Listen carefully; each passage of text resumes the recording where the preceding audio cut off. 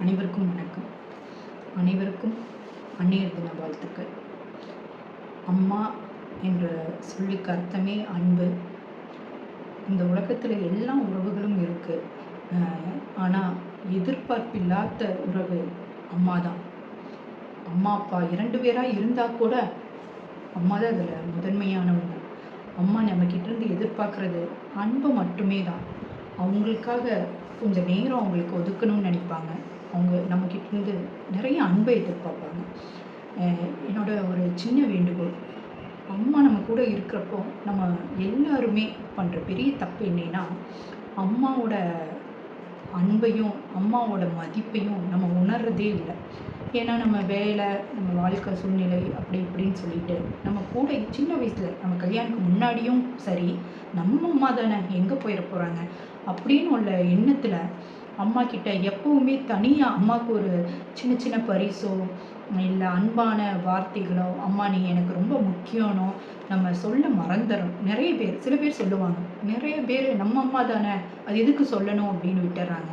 ஆனால் தயவு செய்து அம்மா நம்ம கூட இருக்கிறப்பவே, அம்மா வாழும் போதே நீங்கள் அம்மா மேலே எவ்வளோ அன்பு வச்சுருக்கிறீங்க அதை எந்த உருவத்தில் காமிக்க முடியுமோ அவங்ககிட்ட காமிங்க, பேசுங்க, நேரம் ஒதுக்குங்க, சின்ன சின்ன பரிசுகள் வாங்கித்தாங்க. அவங்களுக்கு எங்கே பிடிக்குதோ அந்த இடத்துக்கு கூட்டிகிட்டு போங்க.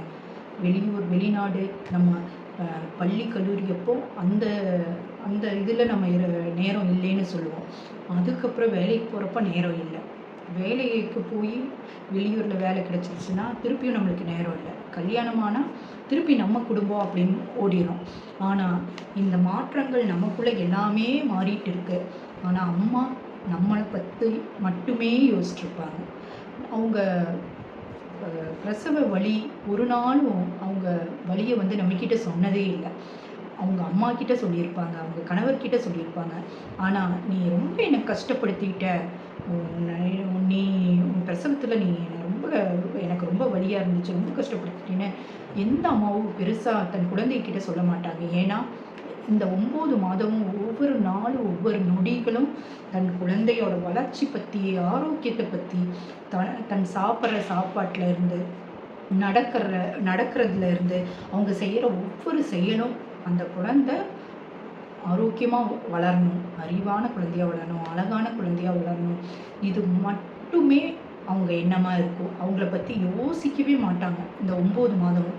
அதுக்கப்புறம் குழந்தை பிறந்த உடனேயும் அந்த குழந்தையோட வளர்ச்சியை பற்றி மட்டுமே யோசிப்பாங்க தவிர வேறு எந்த எண்ணமும் அவங்களுக்கு இருக்காது. ஒவ்வொரு இதுலேயும் அவங்க சாப்பிட்ற உணவில் இருந்து, அவங்க எந்த பள்ளிக்கூடத்தில் சேர்த்தணும், அவங்க வளர்ச்சி, இதை பற்றி மட்டுமே. அவங்க நல்ல நண்பர்கள் கூட சேரணும், நல்ல வேலை கிடைக்கணும். அவங்க கடவுள்கிட்ட வேண்டுறப்போ தனக்காக எந்த அம்மாவும் வேண்டதே இல்லை. தன் குழந்தைகள், கணவர் நல்லா இருக்கணும்னு மட்டுமே தான் வேண்டுவாங்க. நீங்கள் எல்லாம் கவனிச்சிருப்பீங்க, நம்ம அம்மாக்கள் பார்த்தீங்கன்னா எப்பவுமே முதல்ல சாப்பிட்டதே இல்லை. காலை ஆகட்டும், மதியம் ஆகட்டும், இரவாகட்டும், நம்மெல்லாம் சாப்பிட்டுட்டு கடைசியாக மிச்சர் என்ன இருக்குன்னு பார்த்து அதை சாப்பிடுவாங்க. அதே மாதிரி காலையில் நம்மளுக்கு முன்னாடி அவங்க தான் எழுந்துக்குவாங்க. இது எல்லாருக்கும் தெரிஞ்ச விஷயம்தான். ஆனால் என்னோட ஒரு சின்ன வேண்டுகோள், சில நம்ம அம்மா கூட இருக்கிறப்போ அம்மாவை உட்கார வச்சு அம்மாவுக்கு நம்ம சாப்பாடு ஆக்கி போடணும், அம்மாவை சாப்பிட வைக்கணும். நம்மளுக்கு முன்னாடி ஒரு நாள் அம்மா சாப்பிட்டுமே. அதே மாதிரி அம்மாவுக்கு என்ன பிடிக்குதோ அது தெரிஞ்சு நம்ம பண்ணணும். இதெல்லாம் தான் திருப்பி நம்ம அம்மாவுக்கு செய்கிறது. இது ஏன் நான் சொல்கிறேன்னா, அம்மா இருக்கிறப்போ இதை நம்ம உணர்றதே இல்லை, நம்ம யாரும் நம்மளுக்கும் சொல்கிறது இல்லை. ஆனால் அம்மா இல்லாதப்போ தான் இப்படியெல்லாம் பண்ணியிருக்கலாமேன்னு சொல்லி நம்ம வருத்தப்படுவோம். என்ன மாதிரி அம்மா இல்லாதவங்க அந்த உணர்வு நல்லாவே அவங்களுக்கு தெரியும். அதனால அம்மா நம்ம கூட இருக்கிறப்போ அம்மாவுக்காக சில நேரம் ஒதுக்கி அவங்களுக்கு பிடிச்ச விஷயங்கள் பண்ணுங்க. அதுதான் நீங்கள் அவங்களுக்கு தர பெரிய பரிசாக இருக்கும். அம்மா கல்யாணத்துக்கு அப்புறம், குழந்தை பிறந்ததுக்கப்புறம் அவங்க ஒவ்வொரு நாளும் நம்மளுக்காகவே வாழ்கிறாங்கன்னு உள்ளதை நம்ம எல்லாருமே புரிஞ்சுக்கணும். அம்மாக்களுக்கு எத்தனை குழந்தைகள் இருந்தாலும் அவங்கள ஒரே மாதிரி தான் பார்ப்பாங்க. அவங்ககிட்ட ஒரே மாதிரி தான் அன்பு செலுத்துவாங்க. மற்ற குழந்தைகிட்ட இருந்து அவங்க வெறும் அன்பை மட்டுமே தான் எதிர்பார்ப்பாங்க.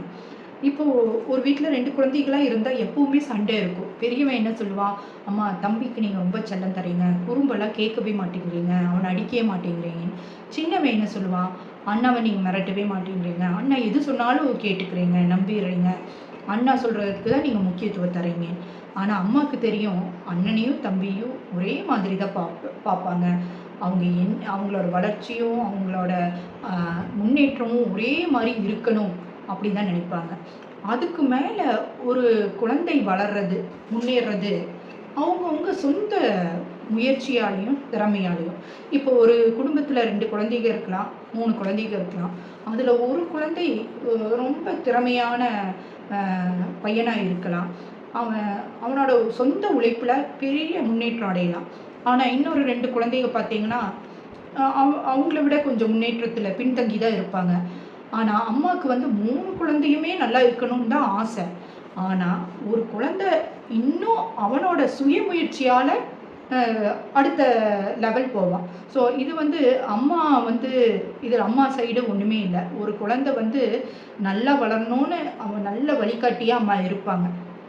அதுக்கு மேலே அந்தந்த குழந்தைகள் சுய திறமையால் வளருவாங்க. இப்போது அந்த மாதிரி ஒரு சின்ன கதை உங்ககிட்ட சொல்கிறேன். ஒரு நாட்டில் ஒரு ராஜா ராணி 3 குழந்தைகள், ஆண் குழந்தைகள் இருந்தாங்க. அந்த ராஜா ரொம்ப உடம்பு சரியில்லாமல் போயிடுறாரு. அப்போ அடுத்து இந்த ராஜ்யத்தை யார் பார்ப்பாங்கன்னு உள்ள கேள்வி வருது. அம்மாவுக்கு 3 குழந்தைகளும் ஒரே மாதிரி தான். அதனால அம்மாவுக்கு முடிவு பண்ண முடியல. இந்த 3 குழந்தைகளில் எந்த குழந்தைக்கு இந்த ராஜ்யத்தை தரலாம், அடுத்த ராஜாவாக எந்த குழந்தையை ஆக்கலான்னு அம்மாவுக்கு ரொம்ப யோசனை. அப்போ அந்த ராஜகுரு கிட்ட கேட்குறாங்க, நான் என்ன பண்ணிட்டோம், நான் என் 3 குழந்தையும் ரொம்ப திறமையானவங்க, வீரமானவங்க, நல்லவங்க, இந்த நாட்டை ஆளக்கூடிய திறமை இவங்க 3 பேருக்கும் இருக்குது. அதனால் இதில் ஒருத்தரை நான் எப்படி சொல்கிறது, நீங்கள் தான் எனக்கு ஒரு கரெக்டான அறிவுரை சொல்லணும்னு சொல்கிறாங்க. அப்போ அந்த ராஜகுரு சொல்கிறாரு, ஐயா அப்பா ராஜா சொல்லிட்டு தான் என்கிட்ட இருந்தார், இந்த 3 பசங்களில் யார் இந்த ராஜ்யத்தை ஆள்றதுக்கு தகுதியானவங்களோ அவங்களுக்கு ஒரு பரீட்சை வச்சுருக்கிறேன், அதில் யார் ஜெயிக்கிறாங்களோ அவங்க தான் இந்த நாட்டை ஆளணும்னு சொல்லியிருக்கிறாரு. அது வேறு ஒன்றும் இல்லை, இந்த காட்டில் கடைசியில் போனால் ஒரு பெரிய அரச மரம் இருக்குது. அந்த அரச மரத்தில் ஒரு 3 பெட்டிகள், மகன்களுக்காக ஒரு 3 பெட்டிகள் வச்சுருக்குறாங்க, ரகசிய பெட்டிகள். அந்த 3 பெட்டிகளையும் எடுத்துகிட்டு வரணும். எடுத்துகிட்டு தந்தாங்கன்னா அந்த பெட்டிக்குள்ளே இருக்கிற விஷயத்தில் அதில் யார் ராஜான்னு தெரிய வந்துடும் அப்படின்னு சொல்கிறாரு.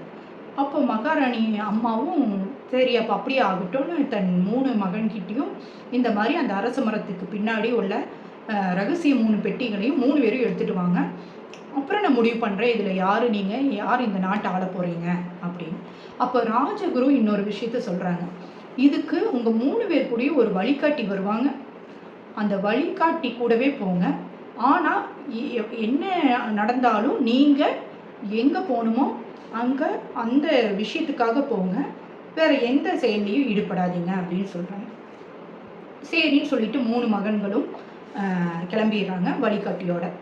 அப்புறம் போகிற வழியிலேயே ரொம்ப தூரம் போகிறாங்க. ஆனால் அந்த ஒரு நாளுக்குள்ளே அந்த இடத்த அடைஞ்சிடலாம், திரும்பி வந்துடலான்னு உள்ளது தான் ராஜகுரு சொல்லியிருக்கிறாரு. போயிட்டே இருக்கிறாங்க. கொஞ்ச தூரம் போனோடனே முதல் 3 பேருமே 3 திசையில் போகிறாங்க. ஆனால் அந்த 3 திசையும் ஒரே இடத்துல தான் முடியும். அந்த இடத்துல தான் அரச மரம் இருக்குது. அப்போ முதல் மகன் போயிட்டுருக்குறாங்க. அவங்க கூட வந்த வழிகாட்டி ஐயா கொஞ்சம் எனக்கு பசிக்குது, உணவு உண்ணுட்டு போகலாமா அப்படின்னு கேட்குறாங்க. அப்போது பெரிய மகனுக்கும் கொஞ்சம் பசி எடுத்தனால சரி அப்போ அப்படியே ஆகட்டும் அப்படின்னு சொல்லிட்டு அவங்க உட்காந்து உணவெல்லாம் சாப்பிட்டுட்டு திருப்பி நடக்கிறாங்க.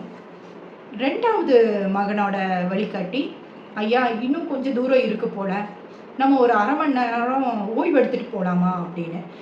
அப்போ 2வது மகன் யோசிக்கிறாரு, சரி எப்படியும் நம்மளுக்கு மாலைக்குள்ளே தான் திரும்பி வரணும், இன்னும் நேரம் நிறைய இருக்குது, அவர் சொல்கிற மாதிரி ஒரு அரை மணி நேரம் இருந்து உட்காந்துட்டு நம்ம ஓய்வு எடுத்துகிட்டு போகலான்னு சொல்லிட்டு அவரும் ஒரு அரை மணி நேரம் உட்கார்றாரு. 3வது மகனோட வழிகாட்டி, ஐயா எனக்கு கொஞ்சம் தாங்க அடிக்குது, இங்கே எங்கே தண்ணி கிடைக்கும்னு போய் பார்க்கலாமா, நம்மக்கிட்ட இன்னும் கொஞ்சம் தண்ணி தான் இருக்குது, அந்த தண்ணி தீர்ந்துருச்சுன்னா திருப்பி நம்ம எங்கே போய் தேடுறது, அதனால இப்போவே போய் பார்த்து தண்ணி எங்கே இருக்கோ திருப்பியும் நம்ம குடிச்சிட்டு திருப்பியும் போய் நடக்கலாம் அப்படின்னு சொல்கிறாராம். அப்போ அந்த 3வது மகன், இல்லை எனக்கு தெரியுது இன்னும் கொஞ்சம் தூரம்தான் இருக்குது, நம்ம எங்கேயுமே நிற்க வேண்டாம், நம்ம எங்கே போகணுன்னு நினச்சிருக்கிறோமோ அந்த இடத்த ஃபஸ்ட்டு அடையலாம், நம்ம குறிக்கோள் என்னமோ அதை முடிச்சுட்டு தான் நான் எங்கேயுமே நிற்பேன், அது வரைக்கும் எங்கேயுமே ஓய்வெடுக்க வேண்டாம், இந்த தண்ணியை வச்சு நம்ம சமாளித்து போய்க்கலாம் அப்படின்னு சொல்கிறாராமா. சரி, அப்புறம் அவர் சொன்னதுக்கப்புறம் மறுபேச்சு இல்லைன்னு வழிகாட்டியும் சரின்னு சொல்லிட்டு போகிறாராமா. போய் அந்த அரச மரத்தை அடைஞ்சிட்றாங்க. ஒரு அரை மணி நேரத்துக்குள்ளேயே அரச மரம் வந்துடுது, அடைஞ்சிட்றாங்க. 3வது மகன் முதல் யார் அந்த இடத்த அடையிறாங்களோ அவங்களுக்கு முதல் பெட்டின்னு போட்டிருக்கு. அந்த முதல் பெட்டி எடுக்கிறாரு, எடுத்துட்டு திரும்பி வராரு. அதே மாதிரி 2வது 3வது மகன்களும் 2வது பெட்டி ஒருத்தர் எடுக்கிறாரு, 3வது பெட்டி ஒருத்தர் எடுக்கிறாரு. வந்து அவங்க அம்மா கிட்ட தராங்க. ராஜகுரு மந்திரிகள் எல்லாருமே சபையில் இருக்கிறாங்க. முதல் பெட்டி எடுத்த மகனுக்கு திறந்து பார்க்குறாங்க. அதில் அப்பா எழுதியிருக்கிறாரு கடிதம், நீ என்ன குறிக்கோளுக்காக பயணித்தியோ அந்த குறிக்கோளுக்காக சரியான நேரத்தில் வந்து அடைஞ்சிருக்கிற, உன்னோட குறிக்கோளுக்காக நீ வேறு எந்த ஒரு விஷயத்துக்காகியும் உன்னோட மனசை அலைப்பாய விடலை, நீ தெளிவாக என்ன குறிக்கோளுக்காக வந்தையோ அதை முடிகிற வரைக்கும் உன் எண்ணங்கள் வேறு எதையுமே யோசிக்கலை. அதனால ஒரு ராஜ்யத்தை ஆள்றதுக்கு பொறுமை, நம்ம என்ன குறிக்கோள் வச்சுருக்கிறோமோ அதை சாதிக்க வேணும்னு உள்ள வெறி, இதெல்லாம் ரொம்ப ரொம்ப முக்கியம். இன்னொருத்தர் பேச்சை கேட்கக்கூடாது, நம்ம சுயமாக யோசித்து செயல்படணும். இது எல்லாமே முக்கியம். இது எல்லாமே உனக்கு இருக்குது, அதனாலே இந்த ராஜ்யத்தை ஆள்றதுக்கு உனக்கு தான் தகுதி அப்படின்னு எழுதியிருக்கு. மற்ற 2 பேரும் திறக்கவே இல்லை அவங்க பெட்டியை. ஏன்னா அவங்களும் ஒத்துட்டாங்க. அவங்க 3வது தம்பி தான் இதுக்கு சரியானவன், அவன் எதையுமே யோசிக்காமல் அந்த பெட்டி அடையணும், அதை திருப்பி கரெக்டாக மாலை நேரத்துக்குள்ளே திருப்பி கொண்டு வரணும்னு உள்ளது தான் அவனோட ஒரே நோக்கமாக இருந்துச்சு. அதனால மற்ற 2 பேருமே மகிழ்ச்சியோட தம்பிக்கு அந்த வாய்ப்பை தந்தாங்க. அம்மா 3 மகன்களையும் ஒரே மாதிரி நேசித்தாலும் தன் 3வது மகன் தான் திறமையானவங்கன்னு புரிஞ்சு சந்தோஷமாக ராஜ்யத்தை அவரை ஆள வச்சாங்க. இதுதான் கதை. அதனால் அம்மாவோட அன்பு எப்பவும் ஒரே மாதிரி தான். அதே மாதிரி நம்ம வாழ்க்கையில் என்ன குறிக்கோளை நோக்கி பயணிக்கிறோமோ அது ரொம்ப ரொம்ப முக்கியம். அதுக்கிடையில் நம்மளுக்கு எந்த தடங்களும் தடுமாற்றமும் எதிர்ப்புகளும் இல்லை, நம்மளை வேறு பாதையில் வழிநடத்த எந்த ஒருத்தர் முயற்சித்தாலும் நம்ம எதை நோக்கி பயணிக்கிறோமோ, எந்த குறிக்கோளுக்காக பயணிக்கிறோமோ அதை அடைகிற வரைக்கும் ஓய்வெடுக்கக்கூடாது. உழைத்து அந்த குறிக்கோளுக்காக நம்ம ஓட வேணும். கண்டிப்பாக வெற்றி நிச்சயம். நன்றி, வணக்கம். அன்புடன் கவிதா ஜெய்சங்கர்.